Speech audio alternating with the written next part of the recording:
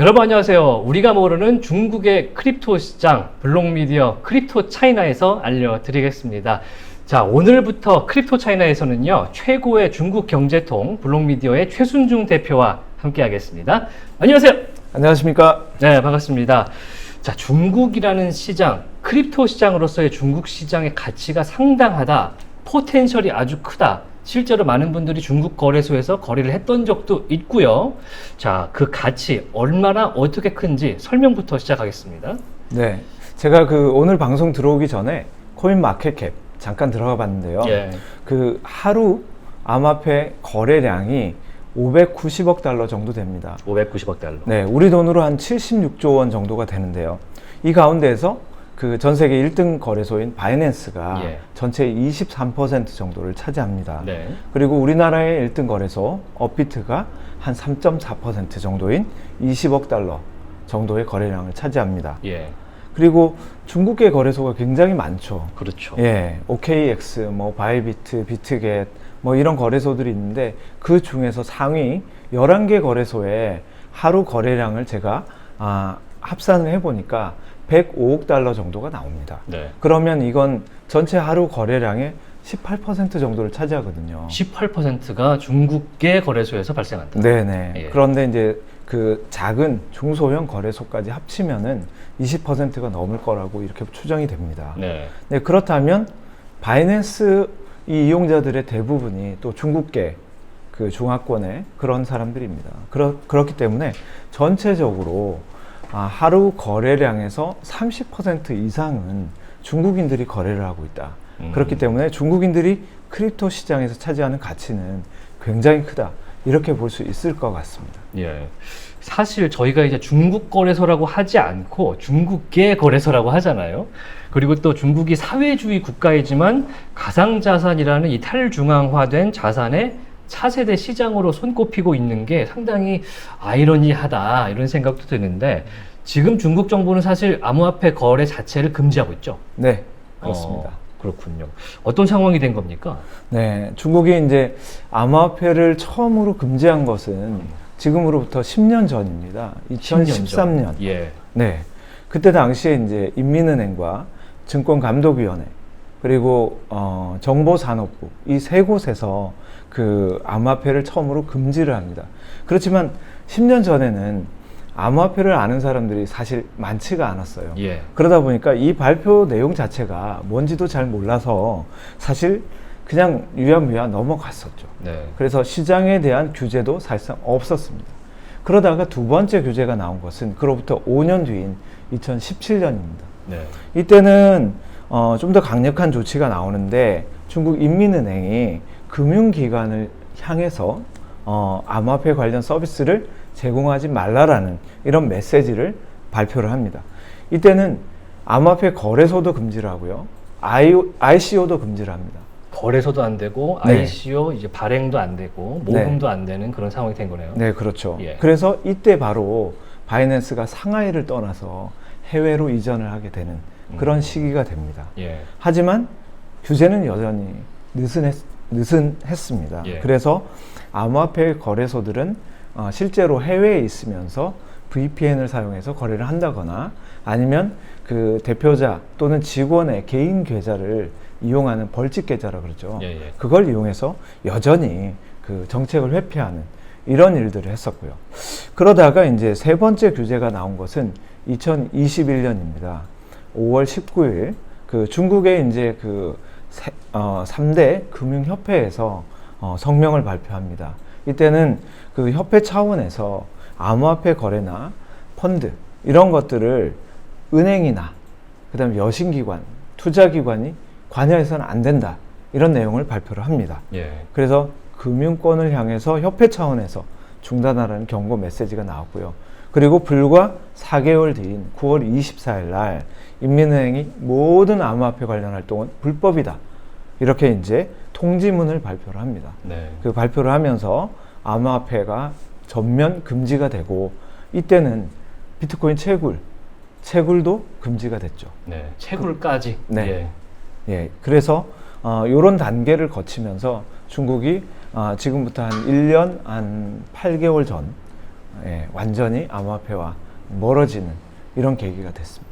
자, 앞에서는 이제 저희가 현재 중국 암호화폐 시장이 어떻게 운영이 되고 있는지, 혹시 뭐 돌아가고 있는 업체들은 없는지 확인해 봤는데 사실상 거의 없다. 물론 숨어 있겠지만 겉으로 드러나는 면들은 알 수가 없다가 됐었어요. 그런데 이제 2023년 6월입니다. 오늘 녹화 날짜가 2023년 6월 22일인데요. 얼마 전이죠.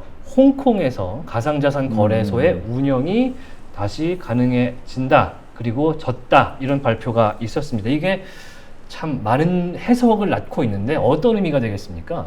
뭐 딱 한마디로 이렇게 정리를 하자면 예. 홍콩은 중화권 투자자의 암호화폐 창구 또는 통풍구, 출구다. 이렇게 정리를 할 수 있을 것 같습니다. 네, 중화권 투자자의 출구다, 엑시트다, 그리고 게이트웨이다, 스타게이트다, 네. 뭐 이렇게 볼 수가 있을 것 같은데 네, 네, 네. 홍콩을 통해서 중국이 가상자산 시장을 다시 좀 띄워보려는 욕심을 갖고 있다. 사실 이런 투의 보도가 너무 많이 나왔는데 지금 이게 어떤 의미인지를 좀 살펴보도록 하겠습니다. 먼저 이 홍콩에서 가능해진 거래소의 라이선스 제도부터 조금씩 알아보면 설명 부탁드리겠습니다. 네, 그 6월 1일부터 이제 홍콩의 거래소 라이센스 제도가 이제 본격적으로 시행이 됐습니다. 예. 합법적인 거래소가 되려면 이 가상자산 면허를 따야 되는 것이죠. 소위 말해서 바스프라는 이 면허인데요. 예. 바스크는 가상자산 서비스 제공 업체라는 영문 줄임말이고요. 그래서 홍콩 정부는 일찍이 이제 올 초부터 구체적인 가이드라인을 발표하기 시작을 했습니다. 예. 그런데 그거를 이제 간단히 요약하면 우리 한국에서 그 가상자산 사업자의 면허를 내주는 세 가지 기준과 굉장히 비슷합니다. 첫 번째는 ISMS, 그러니까 정보 보안 체계를 갖춰라. 두 번째는 KYC를 해라. 네. 이거는 고객의 신원 정보를 정확히 실명인지 네. 어떤 사람인지 거래소가 파악을 하고 있어야 된다. 비슷하네요. 예. 네. 세 번째는 AML입니다. 자금 세탁 방지를 할 수 있어야 되고 불법 거래가 이루어지면 안 되는 요 세 가지 기준을 거래소 면허 자격 요건으로 이렇게 발표를 했습니다. 네. 우리나라는 거의 비슷하죠. 예. 사실 이렇게 세 개만 들으면 우리나라랑 비슷하기 때문에 네네. 많은 홍콩에서 가상자산 거래소가 가능해질 것 같다라고 생각이 드는데 실제로도 그렇습니까? 실제로 이게 그렇게 쉽지는 않을 것 같습니다. 많은 그 사업자들이 지금 신청을 하고 있는 것으로 알고 있지만 실제로 이게 굉장히 많은 비용을 수반을 합니다. 예. 그래서 일단은 비용 때문에라도 이게 쉽지가 않을 수 있어요. 돈이 많이 드는군요. 네. 지금 현재 이제 가이드라인에서 아직 발표 안 된 것이 조금 있습니다. 예. 일단 어떤 토큰을 거래하게 할 것인가. 그렇죠. 네. 중요하죠. 아직까지 발표가 안 됐어요.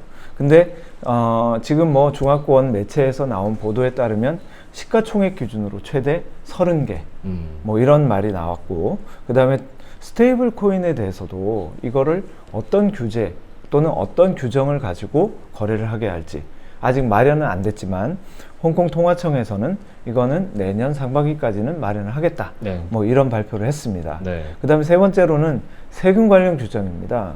세금 관련 규정이 아직까지 발표되지 않았어요. 그래서 요 세 가지 부분이 좀 구체화가 되면 거래는 이루어질 수 있을 것 같습니다. 네, 일단 또 한 번 정리를 했자면 이제 시총 30위까지의 코인들, 토큰들, 코인들이 상장 가능성이 있을 것 같고 거래될 것 같고, 그리고 그 안에서도 서클의 USDC라든지 태도의 USDT 같은 스테이블 코인, 달러에 패깅된 것도 거래가 가능할지도 모르겠다. 하지만 그 정확한 기준은 아직 나오지 않아서 알 수는 없다. 여기까지 지금 진척이 된 걸로 보면 되겠네요. 네, 그렇습니다. 네. 그렇게 되면은 사실 많은 부분이 많이 풀어주겠다라는 느낌으로 들려오거든요. 뭐 잘만 된다면, 물론 비싸기도 하고 어려움이 있겠지만, 홍콩이 이제 그렇게까지 해서 가상자산 거래소를 좀 띄워보려는 욕심이 최종 목표가 좀 있을 것 같긴 합니다. 네. 뭐라고 생각하세요? 지향점이 있죠. 그래서 네 가지 지향점으로 저는 이제 좀 생각을 하고 있습니다. 예. 첫 번째는 중국의 묵인 속에서 홍콩이 크립토의 허브가 되려는 목표를 가지고 있다. 이게 첫 번째. 크립토 허브. 네. 네. 두 번째는 14억이라는 이 중국인이 있는 풍부한 자본 시장을 부흥시키겠다라는 게 두 번째 목표.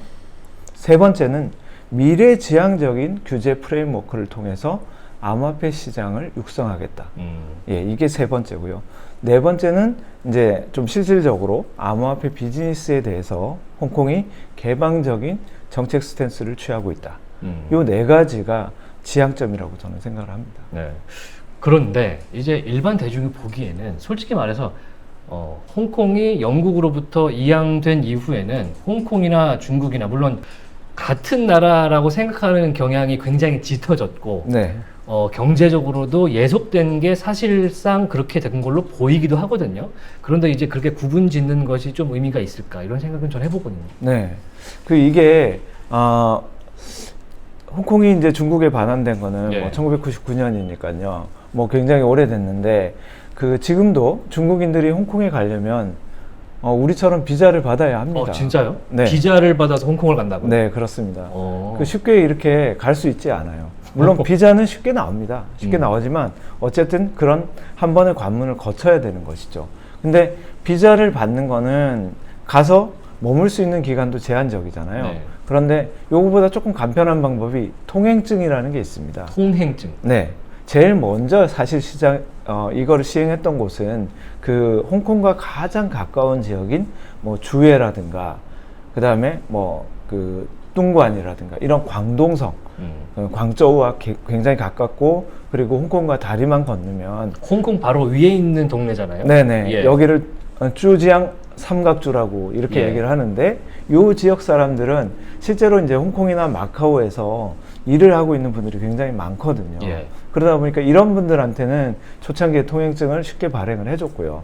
그 다음부터는 이제 무역이라든가 이런 거래를 위해서 홍콩을 자주 왔다 갔다 하시는 분들한테 통행증이라는 게 발급이 됐죠. 예. 네, 지금은 이 암호화폐 이제 거래소가 6월 1일부터 면허제로 바뀌니까 많은 분들이 이 사업을 위해서 또는 개인적인 투자를 위해서 통행증 발급을 신청을 하고 있습니다. 예. 근데 이게 어렵지는 않아요.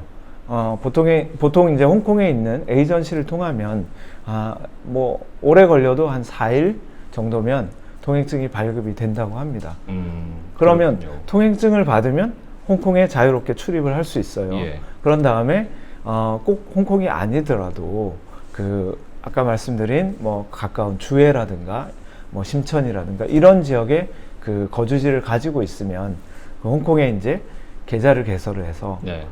원래 본토에 가지고 있던 자금을 홍콩 계좌로 이렇게 보내게 되죠. 예. 보내면 거기서 이제 거래를 할 수 있게 되는 뭐 이런 과정들이 이제 쉽게 이루어질 수 있어요. 그렇습니다. 네. 사실 홍콩이라든지 중국의 이제 선전 증권 거래소들이 있는 곳이고 또 여기가 80년대, 90년대, 2000년대 초반까지만 해도 이 금융의 세계적인 허브, 세계적인 금융사의 본사는 여기 아시아 지분 다 여기 있었던 그런 과거가 있었는데 크립토 업계에서도 좀 그렇게 만들어 보겠다는 이제 생각을 본격적으로 펼치지 않나.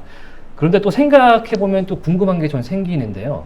이제 중국의 본토 돈들이 홍콩으로 몰려들 것 같다라는 생각까지는 가는데 중요한 건 그거잖아요. 과연 저 같은 이제 대표님 같은 사람의 외국인들이 홍콩 시장에 상장되는 거래소에 투자를 해서 수익을 좀 먹을 수 있을 것이냐? 가능하겠습니까? 당장은 아마 외국인들한테 허용을 안 해줄 것 같습니다. 안 된다. 네. 그런데 이제 방법은 있을 것 같아요. 뭐 항상 이제 뭐 중국에는 위에 정책이 있으면 아래에 대책이 있다. 이런 말이 있을 정도로 길을 찾아낸다. 네. 네. 합법적인 방법은 아마 뭐 오늘 또 어제 이렇게 이제 외신을 보신 분들은 아시겠지만 미국에서도 지금 블랙락이라든가 뭐 발키리라든가 이런 곳에서 비트코인 현물 ETF를 네. SEC에 신청을 했죠. 네. 네. 가능성이 높다고 하기도 하고. 네네. 예. 그런데 홍콩에서는 이미 비트코인 현물은 아닙니다. 비트코인 선물과 그 다음에 이더리움 선물 ETF가 올 초에 나왔거든요. 이미. 예. 그래서 각 중개하는 기관들이라든가 이런 곳에서 ETF를 많이 출시할 수 있을 것 같습니다. 그런데 ETF 시장은 아마 외국인들한테도 좀 개방을 하지 않을까? 이렇게 보고요. 네. 현물 거래, 그러니까 토큰 자체를 사고 파는 이 시장은 당분간은 어쨌든 홍콩에 계좌를 가지고 있는 이런 사람들한테 열어주지 않을까 이런 생각이 듭니다. 물론 홍콩 현지에 계좌를 가지고 있는 외국인이라면 그 사람들은 아마 거래가 허용될 가능성도 있다고 봅니다. 특히 뭐 홍콩 HSBC 계좌 같은 걸 갖고 있는 외국인이라면 가능성이 있을 수도 있겠군요. 네네. 이제 중국과 홍콩 관련 소식 저희가 방금 알려드린 거래소 외에도 하나씩 짚어보면서 설명을 해드리겠습니다. 최근에 나온 소식인데요. 중국은행 인터내셔널, 영어 약자로는 BOCI라고 하는데 중국 금융기관 최초의 이더리움 블록체인 토큰 증권을 발행했다. 이런 소식이 나왔습니다. 이건 어떤 건가요? 네, 중국은행은 중국 국영 4대 은행이 있습니다. 예. 인민은행이 이제 중앙은행이고요. 예. 그 다음에 중국은행, 그 다음에 공상은행, 건설은행, 농업은행. 예. 이게 이제 4대 은행입니다. 이 4대 은행 중에서도 중국은행은 이제 세 번째로 자산을 많이 운용하는 그런 은행인데 이곳에서 최초로 토큰 증권, 그러니까 STO 우리 요즘 많이 말하는 예. 그거를 이더리움 블록체인 기반의 토큰 증권을 발행을 했습니다. 물론 이 거래 자체는 중국인들을 대상으로 한 건 아니에요. 예. 그렇지만 이런 것들을 이미 시도를 하고 있다.